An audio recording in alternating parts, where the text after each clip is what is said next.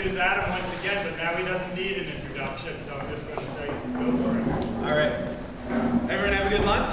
How about we thank everyone?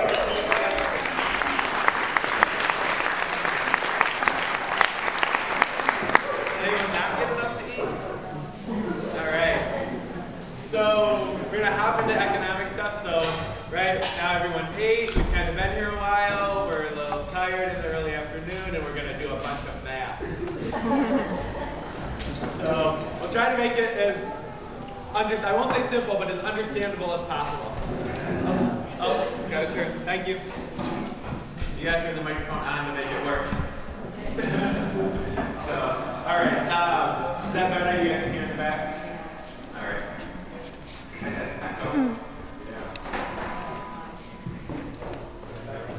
What's that? If you stand back, then it's better. Yeah. Not that far. Is that better? Yeah. All right. So we're going to talk about economics this afternoon, trying to figure out, right, it's great if we can grow stuff 6, 8, 10, 12, whatever months of the year, but if we aren't making money doing it, then most of us that are in the at least business of for-profit farms, we aren't going to be growing too many of those winners if we aren't making money. So we're going to talk a little bit we're not going to do all the crops, we're going to kind of talk more about how I kind of think about economics and making money in these, and it gets applied out to our farm kind of on a bigger scale, but we're really going to kind of focus in on the tunnel stuff. So, right, kind of the outline again, like we did this morning, right, we're going to talk some about crop options. I know some of you clearly know what you grow, how you grow it, and those kinds of things, but we're trying to get everyone up to speed just so we're on that page. Talk about some different markets real quickly, talk kind of how we plan, and then my favorite part, pricing stuff. Think about yields and income projections, and then also think about record keeping. So everyone's favorite, right? Lots of record keeping. I think going into it, what we can say is that you guys who work with university people know that we like to collect a lot of data and have a lot of numbers. And what I think about when I think about record keeping on the farm is we can collect as much data as we want. We collect all this different information, but if we don't do anything with it, then it just sits in a drawer, and then you might as well go work where I work 80% of my time. Right? We're good at collecting a lot of data and just going to the drawer.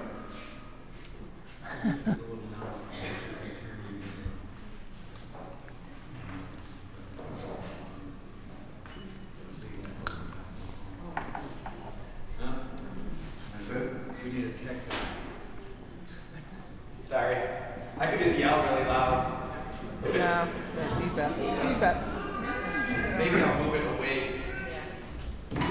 Please pause for 30 seconds. Technical. Maybe, yeah. Is that any better? Yeah, thumbs up. All right, sounds good. So, all right, so let's hop back in. So, right, we can keep a lot of records and we can collect a lot of data and we can have all these numbers, but if it becomes a pain, then it just becomes another thing to do, and it doesn't. And if we don't get anything out of it, then I don't think there's any point really to go there, right? If it causes more stress on our farm, it causes us to feel like we have more things we have to do. Back up. All right. Let me try one thing. Okay, sorry, everyone. This is like an airport.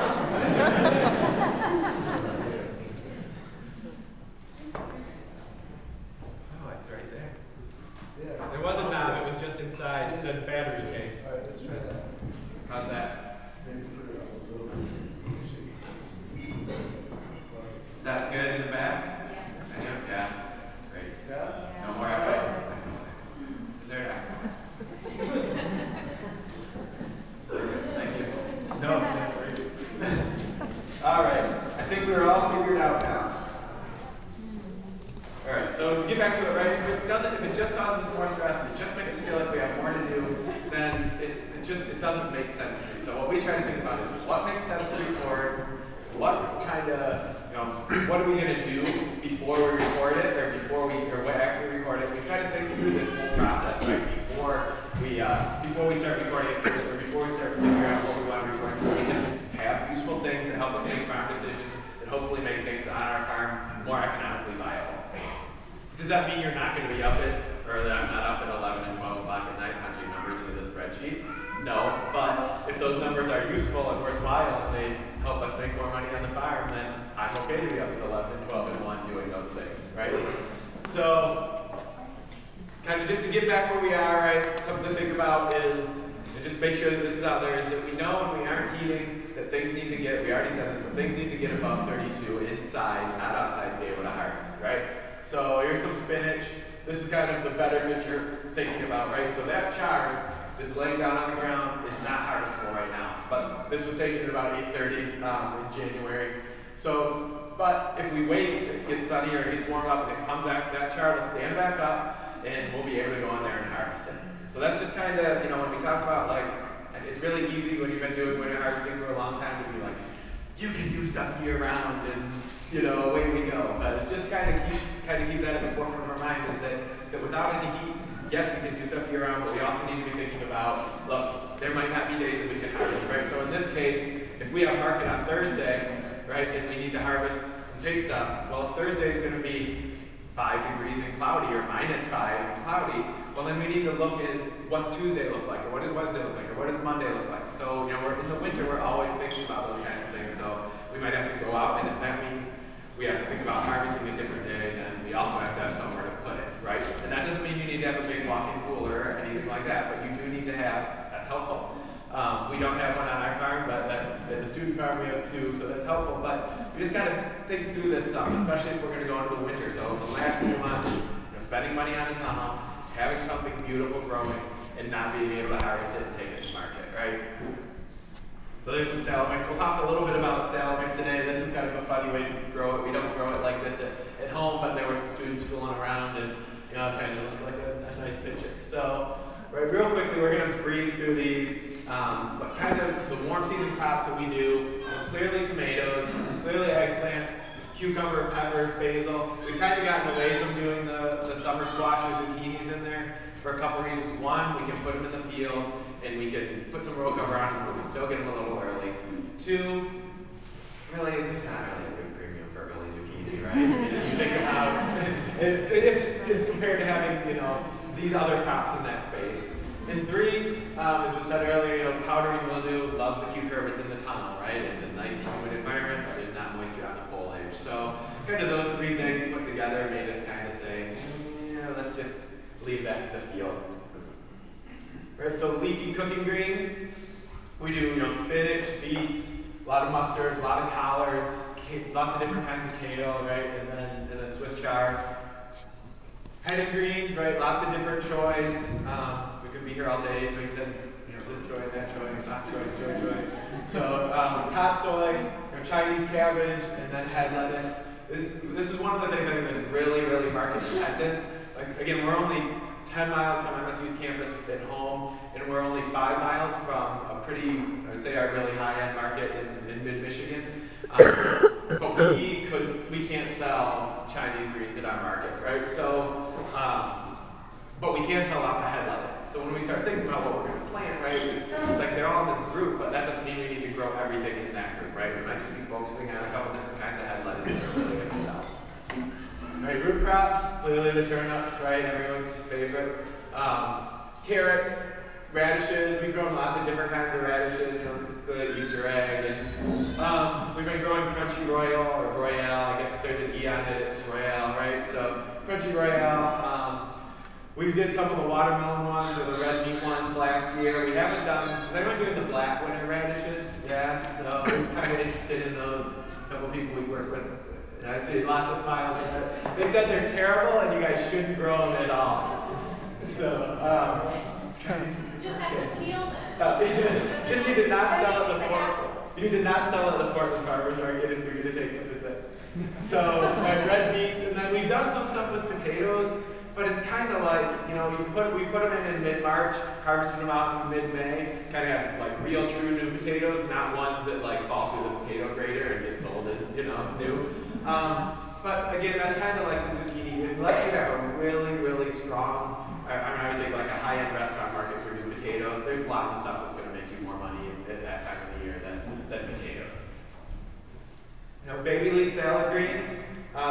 So this is something that kind of the student farm got started around. So we spent a lot of time on this. A lot of people have spent a lot of time on this. So it's any combination. You clearly know when you open the catalogs, so there's lots of different things to do in here. Up here, this is kind of one of the other, we don't do this at home anymore, but the student farm does it some still, is the Tokyo Bakana Chinese cabbage.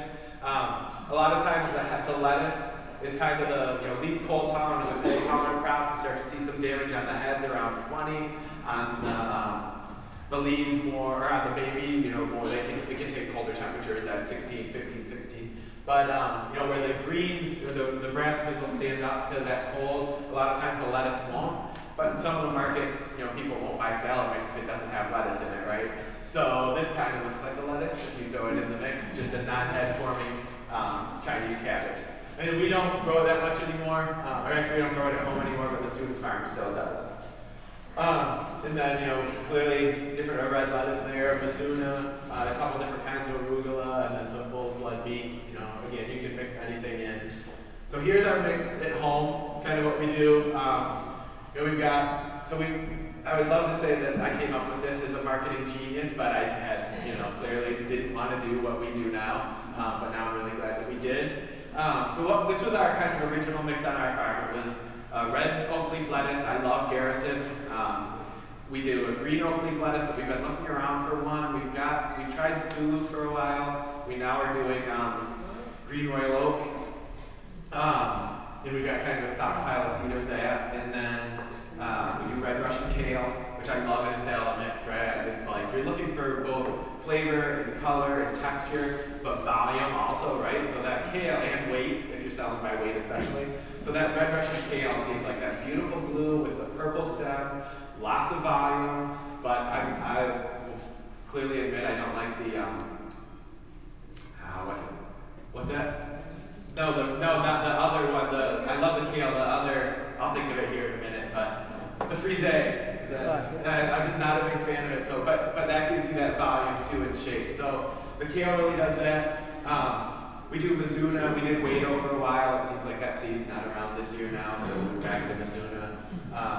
And then we do arugula and red giant mustard, and that's pretty much our standard salad mix at home. And that's what we were doing. And it's a spicy mix, right? It has the red mustard and the arugula.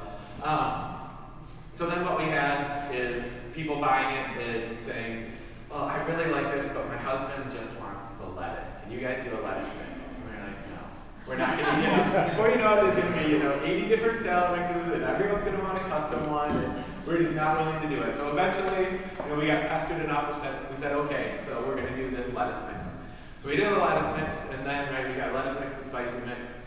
Then someone says, well, I liked the other things in it, but I didn't like the spicy stuff. So can you do one with lettuce and those other two things, but not the two spicy things?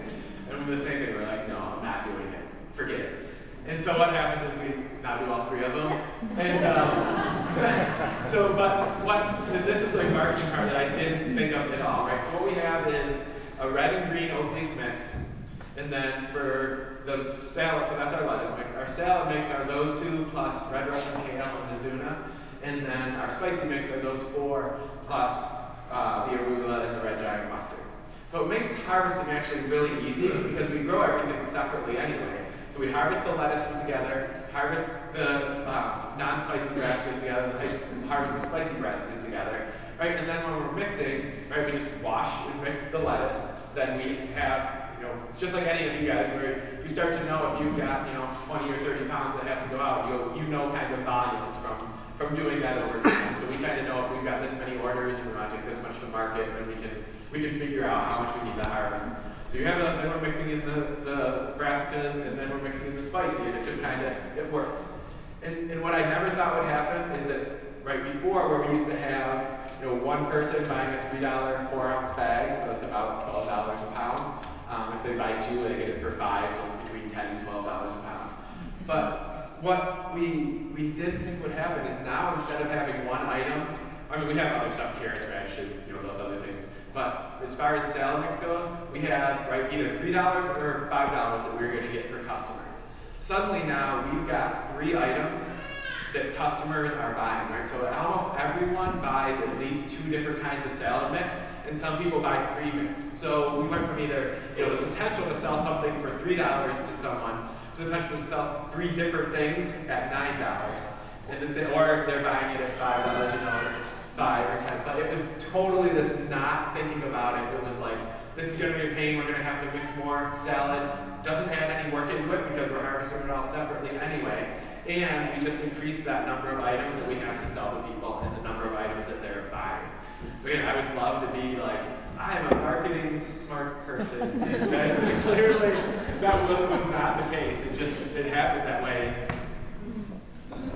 And then we usually, once in a while, we do baby spinach thrown in there also. And again, then, you know, the other thing is, you know, customers like a deal, right? So they can mix and match those 2 for $5. So, right, they can get a bag of salad mix and a bag of baby spinach or whatever. And so it's 1 for 3 or 2 for 5. There's no 3 for. If you want 3 of them, it's, you know, $5 plus $3, or if you want 4 of them, it's $10. But that's something that the salad mix that, you know, that's clearly a big money generator for us. So now we got to think about scheduling it, right? So that becomes the fun part, right? So if we plant something every week and it's single harvest, right? Like radishes or carrots or whatever, that's great. We're planting it and we're harvesting it, and it's done, and then we're on to the next planting, right? Or we maybe harvest carrots from that planting for 2 weeks or maybe 3 weeks, depending on what, or through the winter, depending on what time of year. But when we start thinking about salad mix or things that are kind of cut and come again, or multiple harvests, right? Where we're harvesting, we're waiting for regrowth. Then we got to start thinking about, well, what's going to happen, right? So if we think about this, we start at week 1, right? And we want continuous harvests, right? We've kind of got lettuce 1 and brassica 1, right? So what happens is, and this is, let's say this is, you know, March to May and September to November. We'll talk about the regrowth at different times of year in a minute. But what happens, right, is we plant brassicas and we plant lettuce at the same time. Lettuce is ready in 4 weeks, brassica is ready in 3 weeks. If we wait, what happens is, you know, I think if, you know, at least for our market, your markets might be different, but if we want to get $10 to $12 a pound, it's got to be really nice stuff, right? We can't have brassicas that are this big and lettuce that's this big and stuff like that. So what we do is plant the lettuce, wait a week, plant the brassica, right? And so that's kind of what these ones are, right? We go with the planting, and then 2, this would be the second planting, right? So we're planting lettuce, waiting a week, planting the first planting of brassicas and another planting of lettuce, and then going ahead in the 3rd week and planting brassicas. Right, so then when we start harvesting in week 5, and yeah, week 4 is blank, I know, but you know, we would just go back because it's 4 weeks till that, or 3 weeks till that first harvest, or 4 weeks from the lettuce. Right, so we're harvesting 1, and then what we're doing, right, we have 2 weeks till regrowth on these. So they regrow at the same period for us, right? It's about 2 weeks for regrowth for lettuce and for brassicas. It's just that those brassicas germinate and get up and going so much faster than the lettuces. Right? So a lot of times what we've seen with farmers that we work with is, well, they planted lettuce here and lettuce here, well then they come week 3 and they plant lettuce again, and then week 4 they plant brassica again. And what happens is when you get down to week 7 and 8, you're getting second harvests, or planted harvest from your second one and harvest from your third one, and so you've got this supply each week that isn't consistent. So you might have a lot, and then you might have not a lot, and then you might have a lot, and then not a lot. So to try to get, you know, the same amount or same volume each week, right, what we end up doing is taking this 3-week break, and then we come in week 7, and we go ahead and plant, you know, it's basically this pattern all over again. And what happens is then we get, the whites are the plantings and the blacks are the harvest, right? So what we get is this continuous harvest of the same volume of salad mix every week for, right, 11 weeks. And you could keep this going out now, or you could make it smaller, but this was kind of just shooting for, okay, if we did 4 plantings, what would that kind of look like? Does that make sense? All right.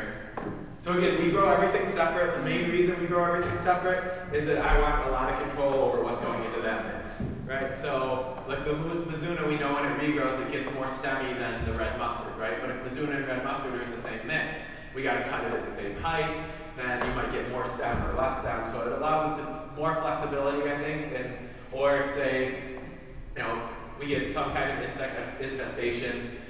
Flea beetles come in and they hit the red mustard, but they don't hit the other stuff. Well, if that's all in the same mix, there's no way I'm sitting there picking out all that red mustard. So, but there's also no way that I'm selling something at $10 to $12 a pound that's got a bunch of insect damage on it. So it gives us that flexibility to add in, take out, and then to do those 3 different mixes. Right, so spring planting, this is kind of more where these are good estimates. They're from stuff they're from data that we've been collecting. But if we've got a really warm, sunny spring, well, then it's going to be different than if we had a really cold, cloudy spring, right? But I'm pretty comfortable saying, you know, if our spring planting, when we start coming in and doing that February 1st, you know, kind of to March 31st, our February plantings are usually about, you know, where we said they were 3 or 4 weeks, they're usually more like 7 weeks to that first cutting or that first harvest. So stuff that we planted this year, you can say we planted February 9th, we're harvesting next week for the first time.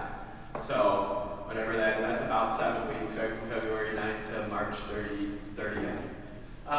You know, when we get into this early March plantings, things get up, they get growing faster, there's more light, there's more temperatures. You know, we're looking more at that 5 to 6. You know, our late March is kind of, depending again, if we have a warm late March, it could be, you know, down to that 3 to 4 weeks like the standard is. If it's cold in late March, which we also know, you know, I'm pretty sure we're not done getting snow for this year at home. You know, late March might be that 4 to 5, and then any early April might be, you know, more that late March, real early April might be 3 to 4 weeks, so kind of back into that. And then on the other end of the calendar, right, is that regrowth time, which we know as we get later into the fall and later into the winter, things still regrow, but it's just taking a little more time. Right, so we're still pretty confident that in October, for most of October at least, that when we cut, it's still about 2 weeks to the next cutting. As we start to get into November, that bumps up to more like 4 weeks. And we're pretty sure on this that, you know, anything that we cut in that kind of first or second week of December, it's usually 6 to 7 weeks until we're, you know, instead of 2 until we're recutting that. So, and again, this is without any heat, any light. So we do know if we put, you know, we do have a minimally heated house at the student farm. We know if we keep that right about 35 to 36 or so, that is clearly gets a lot more regrowth a lot faster, and we stay more on that 2 to 3 week schedule even at that time of the year. So I think where that really comes in handy is a couple things. One, it's for us for conferences when, you know, people call and they're like, I have a conference in 4 weeks and it's January 1st, can you grow me salad mix? Like, remember last year when we told you to call in, you know, June? So it helps to kind of do that, but it also helps to say, like, okay, if you're a farmer and you're putting in heat, you've got to generate money from that, right? It's got to pay for itself. So clearly it depends on fuel costs, but I think what's happening is most of the farmers I know that are heating through the winter are making minimal amounts of money, maybe a little bit more, compared to not, you know, if they weren't heating because of those fuel costs. So they might double production, but they also might double fuel costs. But what they're able to do is keep some markets, especially restaurant contracts that want X amount of pounds every week for this many weeks all through the winter. So they might not make a lot of money on that contract in, you know, January or December, January, and February, but they do make a lot of money on that contract in March, April, May, June, July, you know, through that time of year. So they're willing to say, I'm going to take less money now, keep that contract or keep that mark or keep that account, and then, you know, clearly make more money in those other months. And again, it's really, I mean, it's so year dependent, but this, I'm comfortable after, you know, 10 years of doing it that we're somewhere, this is at least getting in the ballpark of getting some estimates. Right, so here we come back to this again. We said we were going to talk about it a little earlier. But again, just kind of pointing out the same thing, that those planting dates, you know, when we start planting again, that February 1st, and when we start not being able to plant, kind of that October 15th, is clearly dependent, without any heat, is clearly dependent upon our light. Okay. So there's always a question of how do we harvest salad mix, right? So these are kind of the two things we've been using. We have one of the salad harvesters with the scallop blade. I haven't used it. One of our friends had it, and they just gave it to us over the winter, and we're like, hey, go ahead and use this and see what you can do. So I have no yeses or nos on that out there, but these two things clearly work really well for us. I love this thing. I mean, they've been out there for a while, and we just got it in November, and it's a really nice 6-inch blade, and you can go along pretty good. And we can harvest somewhere. We harvest somewhere between, you know, 30 40-ish pounds a week with usually 1 or 2 of us, and so I think that, you know, that's a really good tool for doing that. I think as we get bigger, and if we're really talking about scaling up local food, I know Ellie's got things in his head, I've got things in my head, some other people have things in their head about some, you know, automated salad green harvesters that, you know, if you were going to crank out 10 30 by 96s full of salad mix all winter, you clearly aren't harvesting with these types of things. So if there's any engineers out there, I'd be happy to talk to you and try out any products that you might develop. So this is the other thing that we found. Gordon Food Service, just like a food service supplier in Michigan. And the thing that's really, I mean, it's nothing fancy, but this little spring load in there was something that really, like, they were $5 in the aisle. We were there getting bags for sale mix, and we turned around and they were there, and we were like, oh, let's get these. If they break in a week, well, they were only $5. And 2.5 years later, we're still using them on this, tiny little spring. What's really nice is that, your hand doesn't get tired from closing, it gets tired from that opening motion. So with this, it's just it opens automatically. You don't get that tired like all through here after you've been cutting the number of beds. It's really was a nice thing, but now of course I can't find them at any of the Gordon Food Service places. But it's that OXO or XOX or that brand that makes those. What is it? No, OXO. Yeah. OXO. Yeah. All right. So, right, and then we're doing pretty standard here, right? Harvesting into tubs. We got, 3 different sizes of these. These were just the ones in the kitchen when I needed a picture. We like harvesting into those. If we use more of the lettuce, sometimes we harvest the lettuce if we got a lot of lettuce mix into the bigger blue ones, which I think are 11 per gallon. I think these are 7, and then the green ones are 3. So we got different size ones that work really well. They're easy to carry. They're nice and flexible, so even when you're filled with the salad mix, you can push them together, and you can hold them, 4 of them mostly to get into the house. And then we just use this salad spinner. Clearly there's a lot more advanced things out there than that. But we've been happy with it so far. We can put about 5-ish pounds, maybe a little less than that in there. 3 to 5 pounds, and spin it out, and away we go. So, and I know you can get those with the battery, or the electrical thing on top, and they've got the greens machine, and they've got other stainless washers that work that are automated too, so. Right, so if we switch over then, so we can say that one had a multiple harvest, right? Where we're going ahead and we're planting, and then we're harvesting multiple times off of that planting. So with these single harvests, this is more kind of what we think about, for taking stuff to market, which is how it's kind of moving into how we start planning stuff as well. I think a lot of people do it this way. I don't think anything I'm going to say here is like, I thought of this and no one else has ever done this or anything like this. It's more the way people have taught me. But right, we usually work backwards. We say we want to take 60 bunches of carrots or 40 pounds of salad mix or this, and we want to do it this many weeks, and these are the days that it's going in, and then these are the days to harvest, and we start counting backwards, and we add in our best guesses of what's going to happen in these February and March plantings, and just go back from there, and then we figure out, okay, if we want to take that much, then we need, this many acres, or this many square feet of carrots, or this many beds at this many square feet, and then we can start plugging in those crops to our field plans and say, like, okay, we need this much space, and if we get to a point where it's like, oh, we planted, we need 2 more acres to take all the stuff that we wanted to take to market, well, then we need to figure out where we can get some more land. Or we need to tone back, what we're thinking about. Right, so here's some stuff. For planting for us for carrots, we have to do it the first week of August. If not, then we get really nice small baby carrots, but that's it.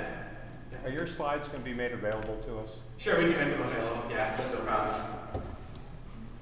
So for us, it's got to go in. Maybe if we have a really warm fall, we could do like the 2nd week of August, but they take so long to get up and germinate and grow. That's just when they have to go in.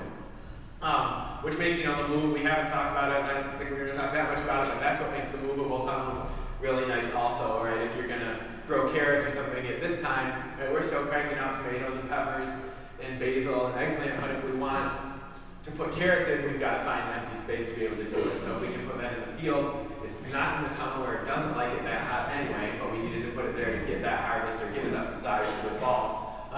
We can go ahead and plant them outside and then move the tunnel over, which I'm excited to do this year.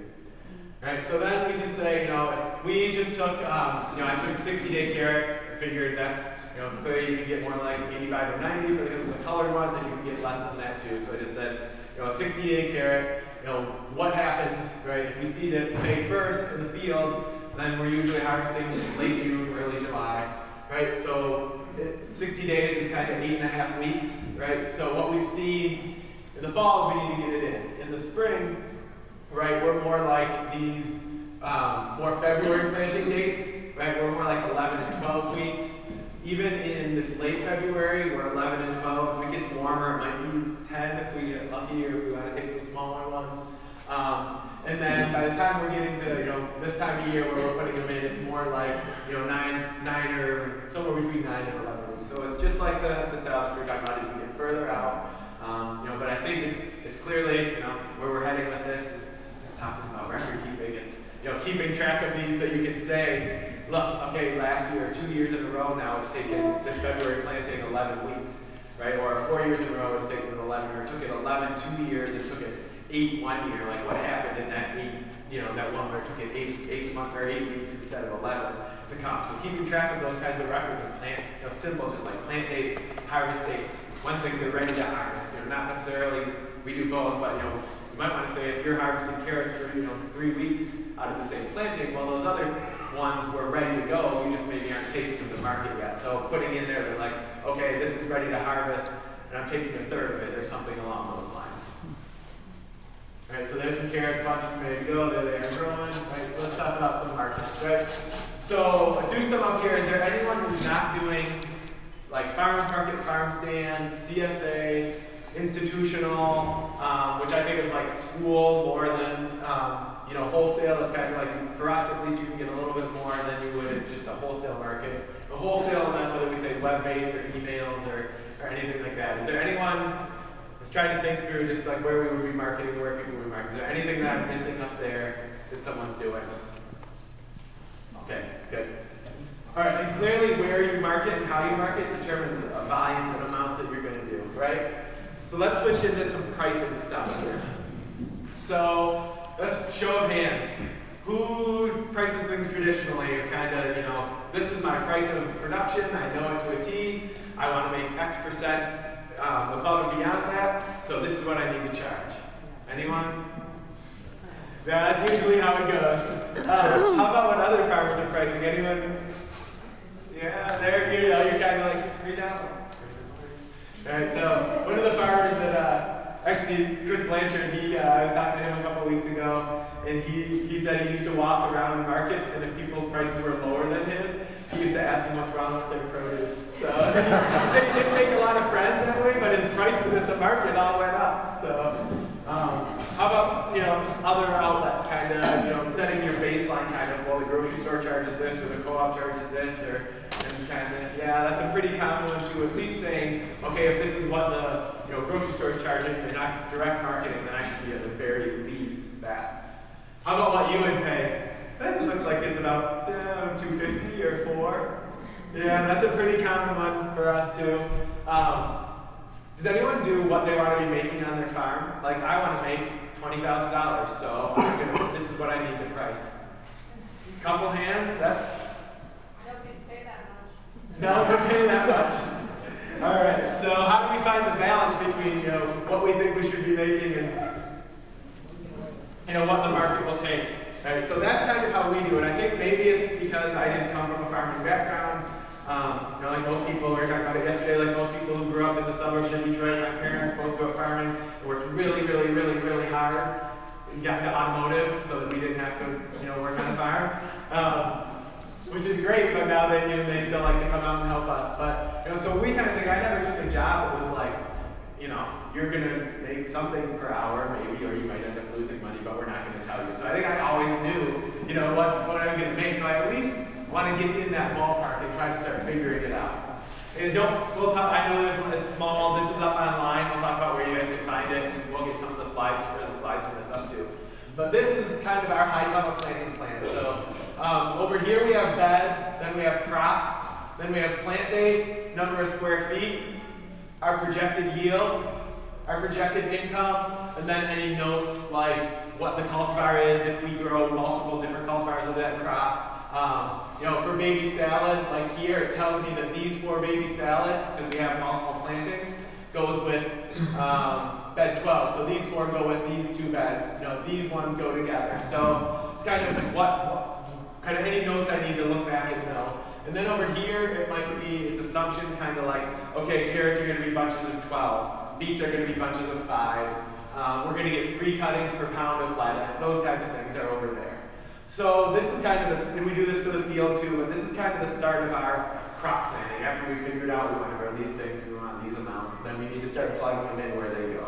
And we'll come back to this kind of a lot here. So, right, so how do we get yield and income projections, right? It's really simple to say, like, I'm going to put carrots here, and you know you're going to put carrots there. But taking the next step and kind of saying, well, what are our yields going to be is another thing, right?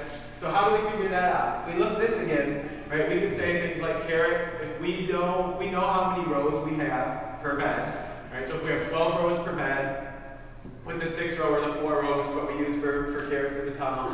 If we have that, we can say, okay, we're putting down this many rows, there's this many seeds, and this is our spacing in row, then there's this many seeds. If our germination percentage is 80%, then what we usually do for root crops is take another kind, so we take that 80%, take that whole number if they all germinated, take the germination percentage, and then go ahead and say, okay, clearly all of those aren't going to be marketable as well. So we usually take another either 90 or 80% depending on what the crop is.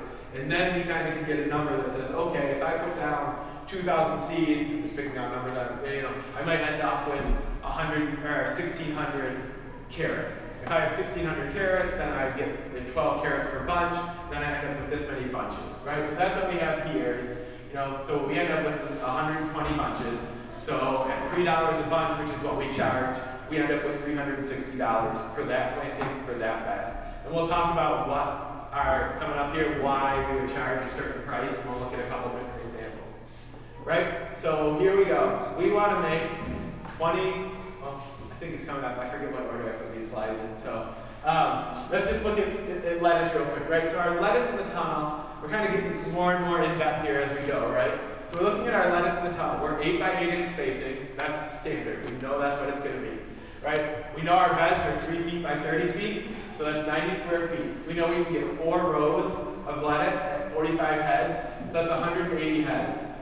We like to be a little bit conservative, so we're going to, especially when we're talking about income projections and that, we like to kind of estimate low, because the last thing I want to do is say we're going to make, $80,000 and then you make 40 and then you're in trouble. So if we take 80%, we're at 144 heads, right? Now this 250 comes in from what we want to make. I think we have it coming up, but we'll do it now anyway. So we know we have 20 beds in our hoop house. Our goal for this year, which is our 3rd year, and our first full year of marketing at multiple outlets. There's only 2, but if we say multiple outlets, that makes us sound bigger than we are. So, so we've got a farmer market and we've got some, and then the web-based sales also. So what we say is we want to make $20,000 gross in this tunnel in 20 beds, right? So we can look at it 2 ways. One, we can say we want to make $250 if we get 4 crops per bed, right? So let's step back. We've got $20,000 in 20 beds. How much do we need to make per bed? $1,000 per bed gross, right? Everyone's there. We can do math. So we need to make $1,000 gross, $1,000 per bed, right? So if we get 4 crops in there, then what do we need to get per bed, per crop? $250. All right. And so if we get 3 crops, which we know for sure we can get 3 crops in there. If we get 4, it's usually if we squeeze in like a 30-day radish or turnip crop. So if we get 3 beds, we need to get $333 gross per crop, right? So if we take that 250 and divide it by the numbers of heads, we get $1.74 per head is our kind of minimum price we need to charge to hit that. Right? So we charge $2 a head for our lettuce.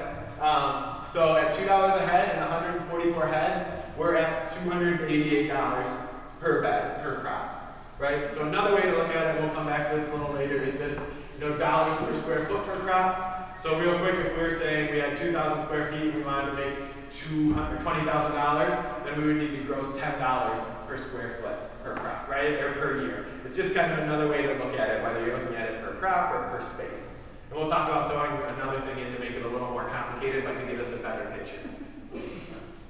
Right? So we're not really going to talk about this, but a lot of people think of it on a per acre basis, right? Not a lot of people think about it on a square foot basis.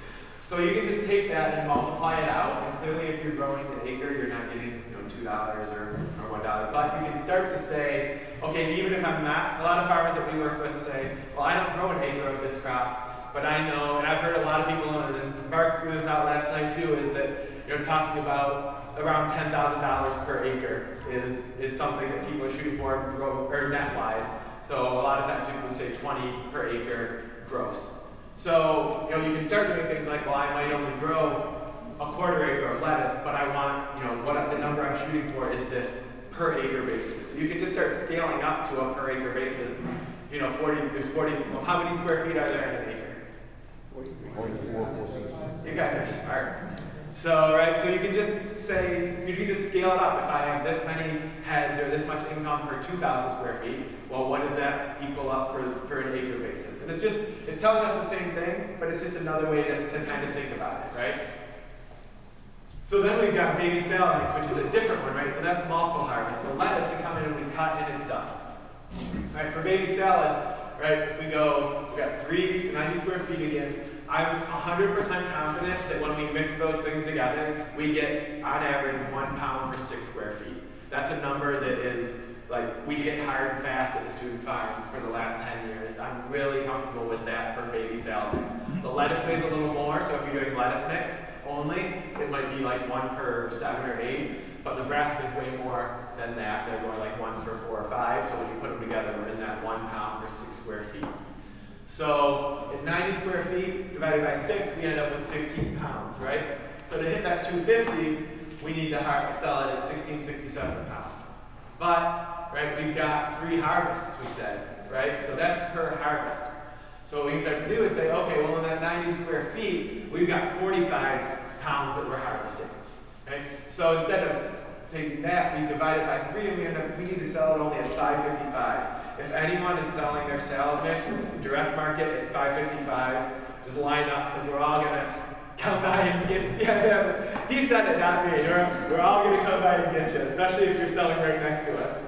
So then you can start to do really fun stuff, and this is the kind of thing I like to do. It's okay, well, what if I sell it at 6, or what if I sell it at 7, or 8, or 12, or 13, or at this market I can sell it for 8, but at this market I can sell it at 13. So you can start to push those numbers and figure out, okay, look, I can really bump this up. Or if I have a crop, say we were doing the lettuce and we said we need $333 if we're growing 3 crops, well, it only made $288. That means we've got 50 and 22, or no, sorry, 50 and 12, $62 that we need to make up in one of those other 2 crops, right? If we want to get to that $1,000. Right, so you can do the same thing, you can multiply it out if you're looking on a 4-acre basis. And I know there's a lot of numbers up here, again, we'll make this available so that you guys can hop on and get them. But again, it's thinking about, okay, on a square foot basis or on an acre basis. Right, so then this is where we can really start to do fun stuff. And I'll try to explain it well. If I just yell at me if it gets confusing. Right, so not only do we have this, so everyone's really comfortable saying we're looking for $1 per area. Or yield per area and $1 per area. That makes complete sense, right? And so what's easy to say is that, well, I'm just picking numbers again, I made $100 per 1,000 square feet from lettuce. I'm just making that up for easy math. Or I made $200 per 1,000 square feet for salad mix, right? And you can say, well, salad mix was 2 times as, it grows 2 times as much as little head lettuce. But what we really need to make that a true comparison, right? Those don't really work. Yes, they work and they tell us, but we need some kind of unit of time, right? We need to know how long that was in place, right? So if we say we made $2 per pound for tomatoes per square foot, well, we need to know that that was over 24 weeks, right? So if we start thinking about head lettuce, right, we're at $3.20 per 90 square feet. You can start saying, okay, well, if it took 50 days to get there, then this is the amount we make per day. And the per day is really, it's not hard for me to get my head around, but it's sometimes the numbers are so low, so I made 6 cents per day on this. That sounds like I'm doing an awful job, right? But, and this is totally taken from floriculture. A lot of us have floriculture backgrounds, and when people schedule things in floriculture greenhouses, like plug production or that, this is how they start to think, is what's that $1 per square foot per day usually. But we usually like to take it up to per week, right? So we can say, okay, is it 7.1 weeks? Let's make it 7. I have easy math, right? So you can start saying okay, this made 45 cents per square foot a week, right? And then salad mix, we can start doing the same thing. We can start saying, well, it made 63 cents per square foot a week. And you can do this with, lots of crops. It's really fun to do in the winter when you don't have that much time to, or maybe not fun, but you can start thinking about those things in the winter when you've got a little more time, and you can do this for, once you do this for the crops, it's just like your crop scheduling. You got to figure out where it goes, but your plant dates are pretty similar year to year, right? So these, just depending on what your prices change, are pretty similar. So if you do the math one time for the crop, you can, invest the time and then you can do it really quickly, and you can start playing around with those numbers per dollar, or per pound, or what you're going to charge, right? What this doesn't take into account is labor, right? So clearly, going through and cutting the salad mix, mixing, washing, packing, all that takes more time than coming with a head of lettuce and going along and cutting it. So, well, that's totally, I think, dependent on farm. So that's why it makes a lot of sense to me to start keeping, labor records, how long it takes you to do things. And most of the farmers I know that are doing it really well aren't recording it every time. They aren't recording how long it takes them to harvest 100 heads of lettuce every week for 8 weeks, right? They're doing it one time maybe, and then they're doing it maybe week 1, and then maybe like week 4. And they're seeing if they're really close or if they're really different, right? And so then you can start to get some idea around, it takes me X amount of time with X number of people to harvest this much lettuce, right? And then you can do it with salad mix or with tomatoes or whatever, and it's the same kind of thing. It's a lot of numbers, but it's a lot of upfront work that I think really impacts the decisions that you made on the farm in terms of how much volume you're planting and where you're going to commit your time to, right? So we've all been there where you've got to get to market and it's about to rain, or this needs to be packed, or this needs, right? And you've got to make a decision between, are you harvesting peas or are you harvesting carrots? Which one are you going to take to market, right? And when you, hopefully, we've all been there clearly, but hopefully you can say, well, I know that peas make me X amount and carrots make me X amount. So this week I'm going to sacrifice these, and there's a lot of other things clearly, what's going to last, how long is it? Is it going to wait till the next market? What's the weather going to do? But being able to say like, okay, I need to choose which crop I'm going to take. I'm taking this one because I know it's going to make money, or it's going to make more money. So, and those are just kind of some of the decisions that it can help to impact. Right? So on the one hand, we have the harvesting salad mix. It takes more time than lettuce, right, or spinach in this case. But right, it takes more time to transplant that much spinach, or half a house full of spinach, than it does to run the seeder, up and down 10 times, right? So that also comes into play, not just your harvest and post-harvest handling and what you have to do, but your pre-harvest. And again, if you say like, I'm going to harvest 10 pounds of spinach, and I'm going to time it with a watch, and I'm going to see how long it takes me to harvest it, or I'm going to harvest 8 buckets of spinach, or 8 bushels of spinach, and I'm going to see how long it takes me to harvest it. Then just write that down, and it's got to go from the crinkled up muddy paper in your pocket to the somewhere, hopefully not just a clean piece of paper, hopefully it goes into the computer, just in a simple spreadsheet or something like that, where you can really start to use that information. Because there's nothing more frustrating to me than when I put something in my pocket and then those pants get washed and then I pull it out and it's like, oh, that was March 17th harvest information, huh? So it's just like we said at the beginning, it's got to mean something to you. It's got to do something for you, and it's got to impact what happens on your farm. Or else, don't do it. We clearly work with a lot of farmers when we've had this discussion with them, and they say, yeah, I see, but I just want to throw some stuff out there, and I can pay my bills, and to me, that's completely fine. That's not how we do it on our farm, or how and if people want to go down this route, we work with them to be able to do it. But I don't want it to sound like you need to go home and record every single thing that happens on your farm. It's got to be worth it to you. And something that we were talking about last night too is a lot of times I think it's starting to be a generational thing. So we were doing a workshop a couple weeks ago, and there was 3 generations of a farm there, and the grandma was like, we were doing this, and she was like, I just want to throw stuff in. This doesn't make sense to me. I just want to do it. And I've been all right for 60 years. I'm going to do it. And then there was her grandson who was like 15, and he was like, can you send me that spreadsheet that you had? I want to look at this. I want to do it. And so, I think it's like he hasn't done it for 60 years of his life. So he's seeing that kind of value in being able to do it. If I did stuff for 60 years and I paid my bills, I probably wouldn't do all that extra work either to record all this stuff. So, but I think it really does help, you know, and then you can start doing, just do this one in too, you know. Does anyone have something like this that they built for, it's really easy for spacing and for transplanting, so instead of having to mark things out all the time, you know, you can just go ahead and have this. These are 6-inch on center, so right, if you're doing something that's 6-inch spacing, you can like spinach, you can drop it in. If you're doing something that's 12-inch spacing, like kale or chard or collards, you can go ahead and do every other one. If you're doing something that's kind of, you know, 2 feet, you can go this way, and you can make longer ones, you can make multiple ones and sit them down. You just gotta be able to make sure, you know, you can lift it up over those crops. So, but that's one a farmer we work with just made that up out of some scrap flat that he had, and it works really well. And, you know, that's kind of one of the other things if you start saying, well, where's there a lot of labor to be saved, right? It's a lot of labor to be saved in using seeders. We still have to transplant, especially in the tunnel, but if I can just walk in and drop this down instead of having to mark things out, I really like that idea. All right, so if we come back to this one again, right, if we go through and we kind of saw, you know, we said this many carrots, this much salad mix at this pound, or price per pound, then we can get over to these kind of income projections. And if we follow all the way down, right, what we see is for this spring tunnel planting, you know, we're thinking that we're going to gross around $8,000 for the spring planting, right? But that isn't what we're really convinced we're going to make, right? That's if everything's sold, if we didn't have any problems, we didn't have anything like that. So what we like to do is say, okay, this is kind of like the number, the starting point. So from talking with some other farmers, I feel really comfortable saying field production gross to net is somewhere between 30 to 40. If you're getting 50, that's great from what we've heard back from farmers.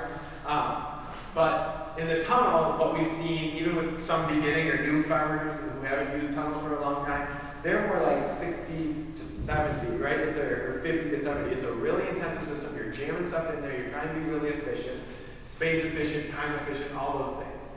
So if we're going to be really conservative, what we usually say is like, okay, if we were at 8,000 here, let's take 80% of that. So that would mean we didn't sell 20% of it.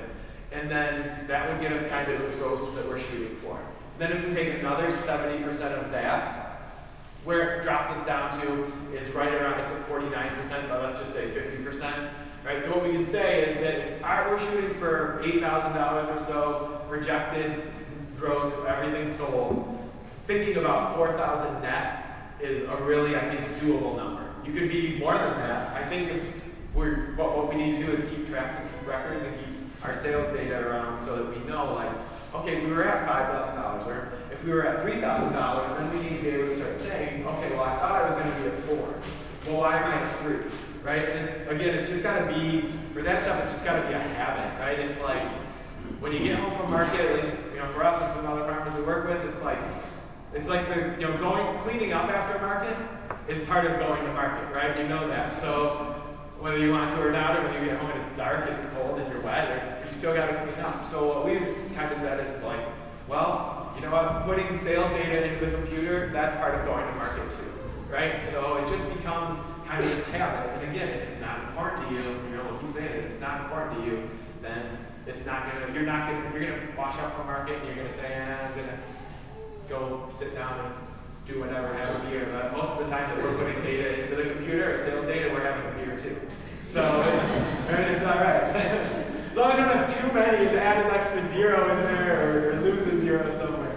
But you know, it's gotta be part of that habit to be able to do it. You know, it's almost like, you know, those of you that are certified, like, right? Before you were certified, all that paperwork seemed like a whole lot of extra work, right? But you get something out of having that certification and from doing that work. So it's the same thing, it's just become part of your farm operations now, right? So it's kind of the same thing that we think about. It just becomes part of the farm operations. How does your net calculate labor, or are you just assuming that that's not included in the net? So for this one, labor, I think with labor, you should be shooting for that 50 to 70%.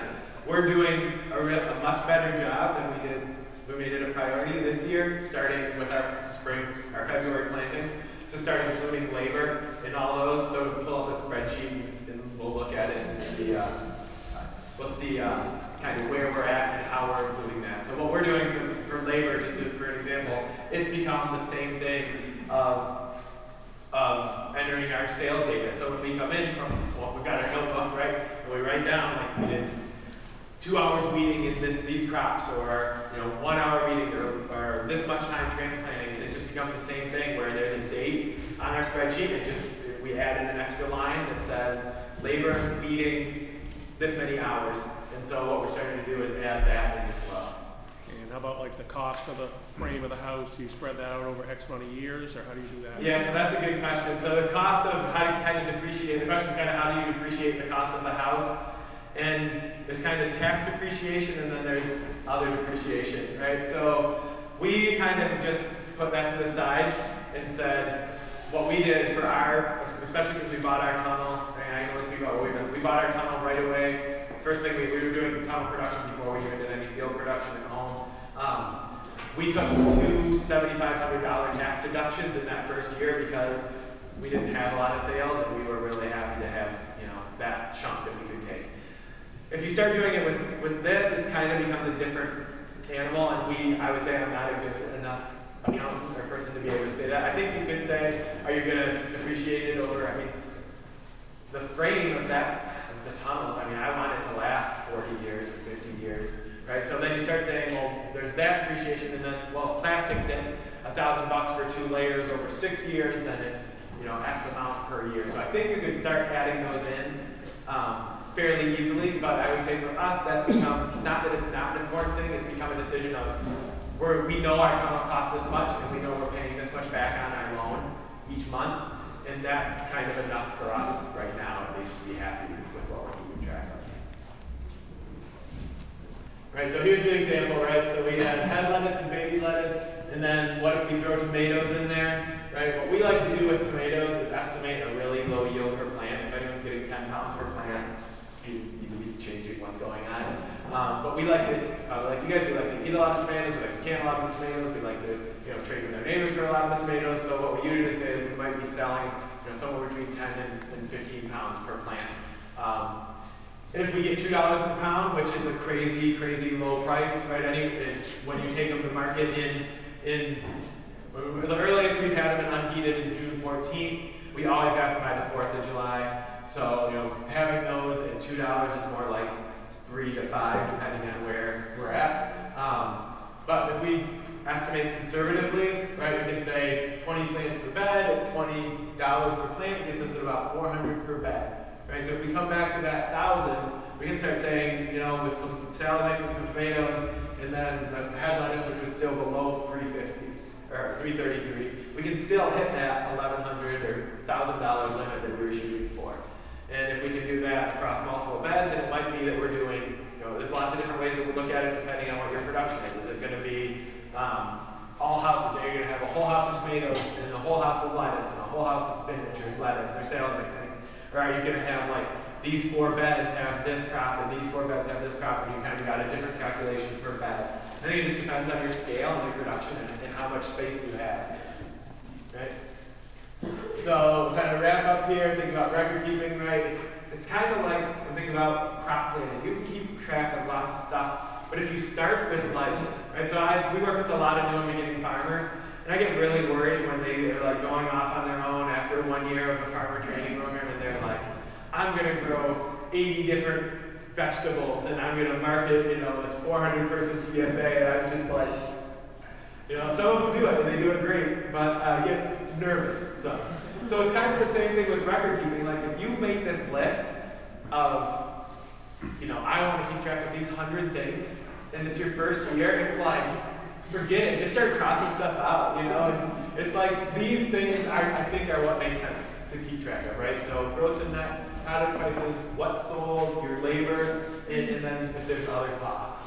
Right, so we'll kind of wrap up here real quick, and we'll switch over to a panel here. But this is kind of a why keep records, right? So this is a research project we did with 12 farmers, and this is the data they shared with us, right? So we've got what they spent, and then we've got fertility seeds, transplants, equipment, pests, mulch, packing, marketing, and labor. But you can start to say okay, well, what happened here? And this is multiple farms. I can see this as multiple years on the same farm. If you had this 1 year, you had this the next year, and this is labor, you can start saying like, what happened to my daily labor this year? Why is it so crazy high? What do I need to do to kind of rein that back in? Or was I doing something here, like, was it just my wife and I? And here, did we hire 3 people to help us out and we scaled up? Right? So you can start doing stuff like that. You know, here's amount of time spent, and these are all, again, lots of different, and these can get up online. These are up online already. But you can start really, again, the data and the things that you're collecting have to get you something, or have to get you somewhere, or have to inform decisions that you make. Otherwise, they're just a bunch of colorful lines that, you know, look like a rainbow. So, right, there's labor. You can start doing that over multiple years. Right, you can start looking at things like this, where it's, you know, how much did you make per year? This is multiple farmers again, and what they made over 30 months. But you know, there's lots of stuff that you can really make that usable, and then here's a nice payback, right? So that's what everyone's concerned about. So this is from that research project of how fast, this is years, this is farmer, and how fast it took them, or would take them to pay it back. So clearly we have farmers that 1, 2, 3, are paying back their tunnels in less than 2 years. So this one is just a different story, but it happens with on-farm research, yeah. No, the ones that are medical marijuana would be more like, 2-week payback.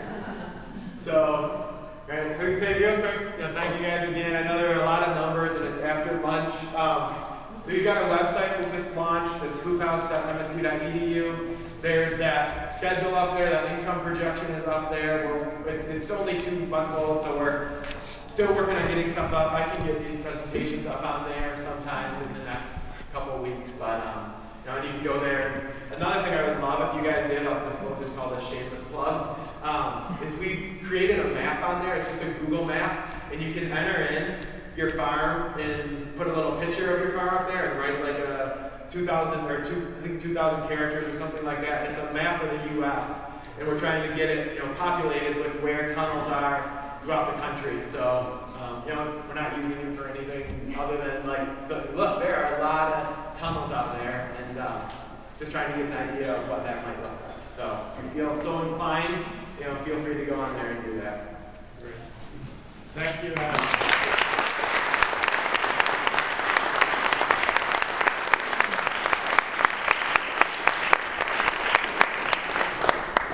Like usual, we fell behind.